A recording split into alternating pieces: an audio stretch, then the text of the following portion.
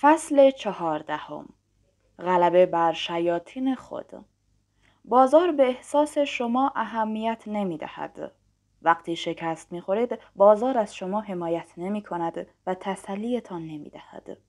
بنابراین معامله‌گری برای همه مناسب نیست.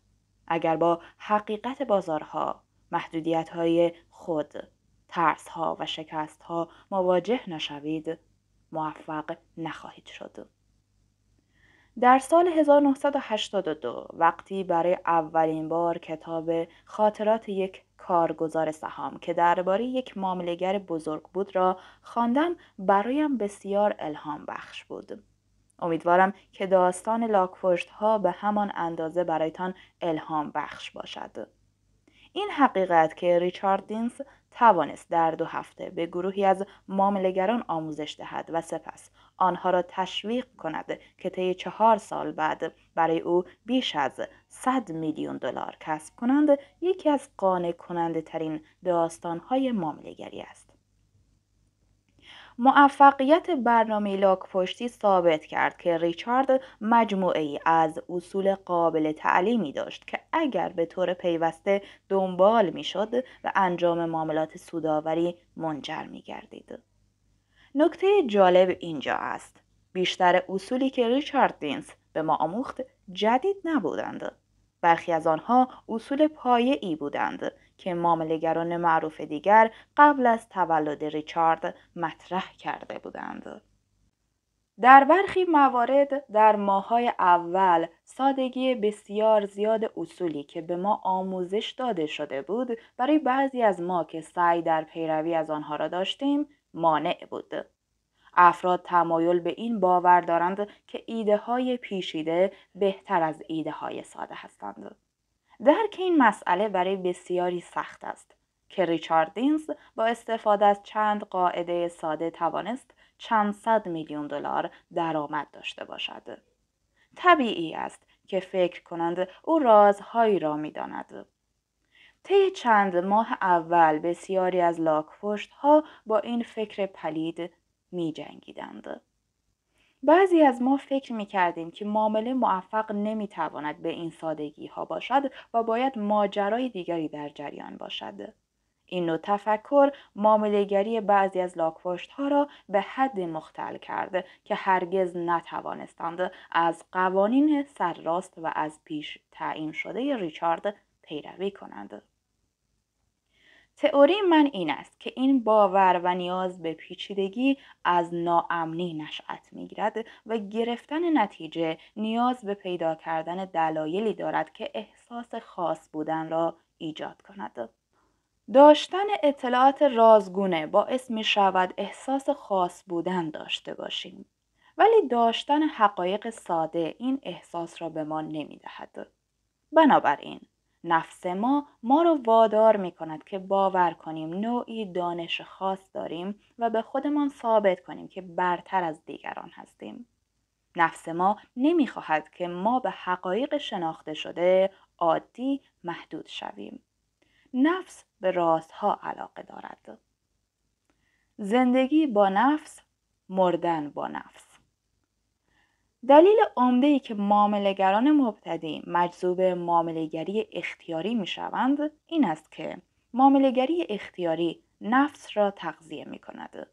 این نوع معامله برخلاف معاملات سیستماتیک که در آن تصمیمات معامله‌گر با استفاده از قوانین دقیقاً مشخص در مورد زمان و مقدار خرید و فروش انجام می‌گیرد، به قضاوت شخصی متکی است. بنابراین هنگامی که از قضاوت خود برای معامله استفاده می کنید و برنده می شوید، نفس برنده شده است. پس از آن می توانید در مقابل دوستان به خود ببالید که استاد بازار هستید. من این رفتار خاص را به طور مداوم در فروم‌های معاملاتی آنلاین مشاهده می کنم. به ویژه فروم‌های عمومی تر که معامله‌گران جدید جذب آنها می شوند. به طور مرتب با پست‌هایی از افراد لافزن مواجه هستید که اعلام می‌کنند که سیستمی با دقت 90% دارند یا با 3 ماه معامله 200% سود کسب کردند. آنها همواره این کار را با لوریج بیش از حد انجام می‌دهند. بنابراین ممکن است $5,000 را به $15,000 تبدیل کرده باشند. هرچند که این روش تهاجمی ممکن است ریسک بسیار بالایی از دست دادن $15,000 را در پی داشته باشد. چند ماه بعد ممکن است پست‌های همان معامله‌گران را مشاهده کنید که حساب خود را نابود کردند و همه چیز را از دست دادند. این افراد برای تغذیه نفسشان معامله می کنند و همانطور که گفته شد با نفسشان زندگی می کنند و با نفسشان می میرند. بسیاری از معامله‌گران اختیاری موفق هستند، اما تعداد بسیار زیادی ناموفق هستند. بزرگترین دلیل آن این است که به عنوان یک معامله‌گر نفس دوست تو نیست. نفس می‌خواهد درستی کار خود را نشان دهد. می‌خواهد پیش بینی کند و اسرار را بداند. نفس با تقویت سوگیری‌های شناختی که مانع سود هستند باعث می‌شود که معاملات خوبی انجام نشود. یک مثال از آن روزهای لاک‌پشتی این نکته را به خوبی نشان می‌دهد. نبرد بزرگ پینگ پنگ. شاید برای بعضی باورپذیر نباشد که ما بیشتر اوقات هیچ کاری انجام نمیدادیم، چرا که معامله‌گری به نظر آنها شغلی بسیار هیجان انگیز است. در بیشتر اوقات بازارها بدون روند و آرام بودند و حوصله‌مان سر می‌رفت. بنابراین لاک‌پشت‌ها وقت آزاد زیادی داشتند. خوشبختانه یک میز پینگ پنگ داشتیم که سرگرمی ما بود. تقریبا همه ما حداقل یک بار در روز بازی می‌کردیم. آنقدر زیاد بازی می‌کردیم که یک روز یادداشتی از دفتر بیمه مجاور دریافت کردیم که ما را تهدید به مرگ کرده بود. چون آنها دوست نداشتند ما را در حال بازی ببینند، در حالی که خودشان باید کار می‌کردند. به احتمال زیاد شغلشان را دوست نداشتند. من پیشتر این بازی را به صورت جدی انجام نداده بودم، اما خیلی سریع مهارت‌های قابل توجهی به دست آوردم و پس از چند ماه بعضی از بازیکنان بهتر را شکست دادم. من در گرفتن راکت روش چینی را یاد گرفتم که اجازه میداد بین فورهند و بکهند راحت تر جابجا شوم و برای روش بازی تهاجمی و چرخشی هم بهتر بود. اما یک لاک‌پشت از همه ما بهتر بود و هیچ کس نمی‌توانست او را شکست دهد. او مدت زمان زیادی بازی می‌کرد و همه ما بازی او را با شگفتی نگاه می‌کردیم. او بدون هیچ زحمتی ما را با اختلاف 10 امتیاز یا بیشتر شکست می‌داد. پس از چند ماه یکی از لاک‌پشت‌ها پیشنهاد کرد که مسابقاتی برگزار کنیم. این مسابقات با حضور معامله‌گرانی مبارز خیلی جدی می‌شد. همه احساس می‌کردیم که مسابقات برای مشخص شدن نفر دوم برگزار می‌شود، چرا که می‌دانستیم نفر اول چه کسی خواهد بود. با این حال می‌خواستیم ببینیم چه کسی قهرمان می‌شود. با آغاز مسابقات بازیکنان ضعیف‌تر یک به یک حذف شده و 8 نفر نهایی مشخص شدند. ما 8 نفر از لحاظ مهارت تقریباً در یک سطح بودیم. برای این مسابقات تصمیم گرفتم سبک بازی خود را تغییر دهم. به جای ضربات مرگبار محتاطانه تر بازی می کردم. حتی روش نگه داشتن راکت را به روش سنتی و دقیق تر تغییر دادم و از سطح اسفنجی تر برای زدن ضربات چرخشی و سطح سنباده‌ای بیشتر برای دفاع در برابر توپ‌های چرخشی حریف استفاده می کردم. می‌دانستم که بهترین بازیکن ضربات چرخشی حرفه‌ای دارد و در دفاع ضربات چرخشی به نسبت ضعیف من مشکلی نخواهد داشت. بنابراین برای تقابل با او باید از راکتی استفاده می‌کردم که ضربات چرخشی و تکنیکی او را ضعیف کند. استراتژیم جواب داد و 2 حریف بعدی خود را در رقابتی نزدیک و هیجان انگیز بردم. یعنی من و حریفی که همه فکر می‌کردیم قهرمان مسابقات است به مسابقه فینال رسیدیم. من باید بهترین بازیم را ارائه می‌دادم. همه لاک‌پشت‌ها برای دیدن این مسابقه حاضر شدند. مسابقه انرژی و جوانی در برابر تجربه و مهارت. با شروع مسابقه متوجه شدم که حریفم قصد برنده شدن دارد و مسابقه را بسیار جدی گرفته است. واضح بود که برای او برنده شدن در مسابقه بسیار مهم بود. از آنجا که او را بهترین بازیکن خطاب می کردند، چیزهای زیادی برای از دست دادن داشت. در عوض من هیچ چیزی برای از دست دادن نداشتم و از دید بقیه من بین آنها قهرمان مسابقات بودم. هیچ کس نه فکر می کرد و نه انتظار داشت که من برنده شوم. او چند امتیاز اول را به راحتی به دست آورد و من نگران شدم که بدون کسب حتی یک امتیاز بازی را ببازم. اما به سرعت بالای او و جایگیری ضربات او عادت کردم و با بازی کاملا دفاعی توانستم او را کنترل کنم. او تهاجمی تر از همیشه بازی می کرد، چرا که می خواست کار مرا خیلی سریع یکسره کند. اما من با احتیاط بیشتری بازی می کردم، زیرا می دانستم این تنها انتخاب من است. پیش از اینکه او امتیاز بگیرد توانستم چند ضربه خوب داشته باشم و بالاخره چند امتیاز کسب کردم. البته در ابتدا زیاد نبود، ولی به اندازه‌ای بود که مرا در بازی نگه دارد. هرچه امتیازهای بیشتری به دست می آوردم، حریف بدتر بازی می کرد. او از اینکه اجازه داده بود یک مبتدی از او امتیاز بگیرد از دست خود عصبانی شده بود. آرام آرام توانمندی های من بیشتر شد و در گیم دوم به بازی برگشتم. با جنگ و دندان مبارزه کردم و آن گیم را بردم. بنابراین بعد از 2 گیم هر کدام یک برد داشتیم. گیم آخر یک جنگ واقعی بود. بازی آنقدر نزدیک بود که هر کدام از ما فقط یک امتیاز می‌خواستیم تا برنده شویم. در نهایت من آخرین ضربه را زدم و او اشتباه کرد. در پایان فشار مسابقات و اثبات اینکه او بازیکن بهتری است بر او چیره شد و شکست خورد. همه می‌دانستیم که او بهترین بازیکن است، اما در پایان بازی این موضوع مهم نبود و او به دلیل تحمل نکردن فشار مسابقات شکست خورد. بردن برای او بسیار مهم بود و همین موضوع روی او اثر گذاشت. حریف قدر من در برنامه لاک‌پشتی نیز موفق نبود. به نظر من دلیل شکست او همان دلیلی است که باعث شد در مسابقات پینگ پنگ شکست بخورد. او آنقدر بر معاملات خود تمرکز داشت که دیگر نمی‌توانست ببیند دلیل عملکرد ضعیف او در درون خود است. تصادفی نیست که متخصص پینگ پنگ همان لاک‌پشتی بود که اعتقاد داشت ریچ رازهایی را فقط به من گفته است.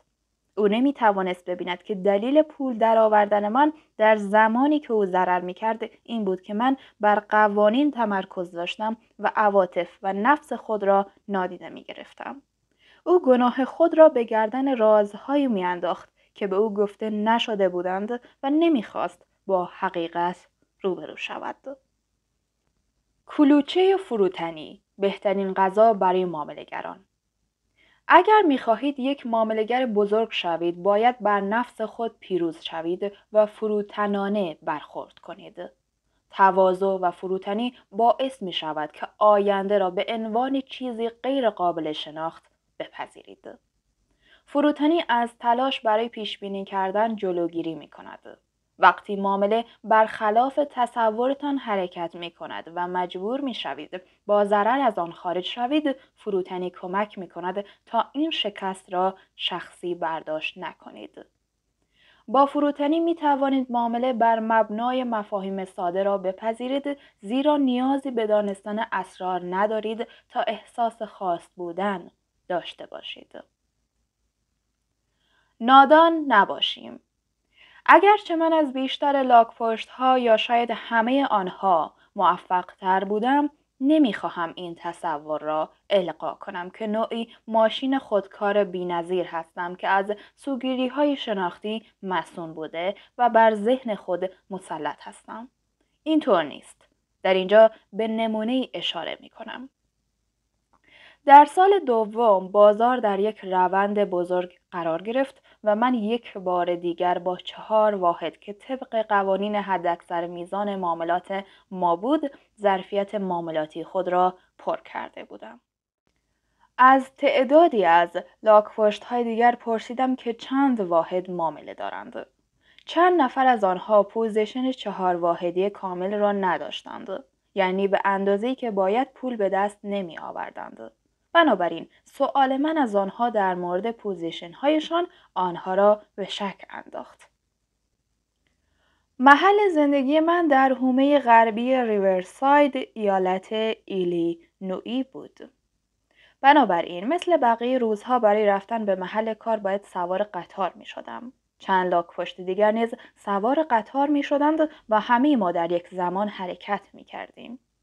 به یاد دارم وقتی در را باز کردم و وارد راهرو شدم یکی از کسانی که کمی زودتر رسیده بود به دیگران چیزی شبیه این را گفت: آیا امروز او را دیده اید؟ عجب احمقی است. آنها درست می گفتند. من احمق بودم و بدترین نوع آن، یعنی کسی که متوجه حماقت خود نمی‌شد. من متوجه نشده بودم که چگونه کارهای من بر دیگران تأثیر می‌گذارد. واضح‌ترین نمود آن زمانی بود که در مورد چیزی که آنها نداشتند بیرحمانه رجز خوانده بودم. آنها پول کافی برای گرفتن 4 واحد کامل معامله را نداشتند.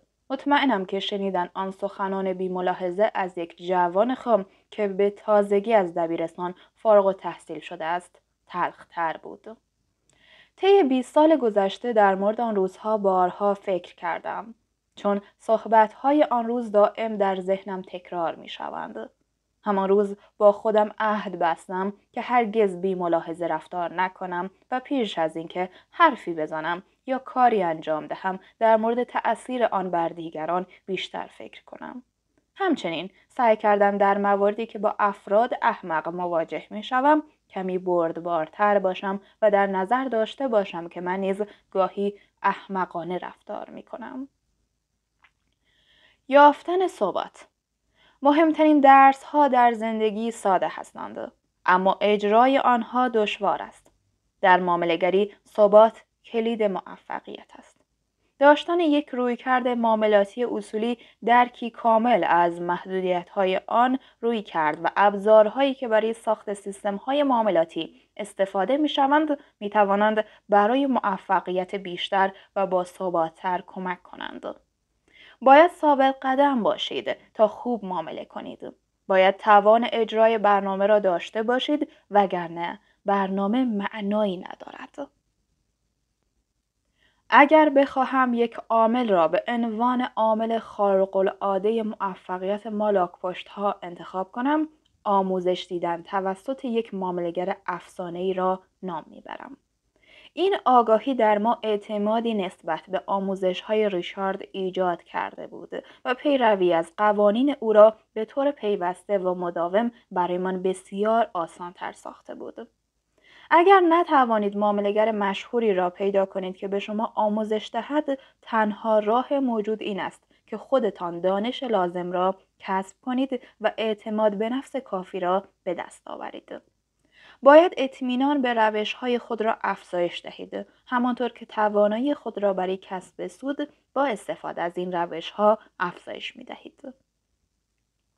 بهترین روشی که من برای افزایش اعتماد به معامله‌گری با رویکردهای سیستماتیک میشناسم این است که خودتان با استفاده از نرم افزار شبیه سازی معامله سیستم‌هایی را ایجاد کنید.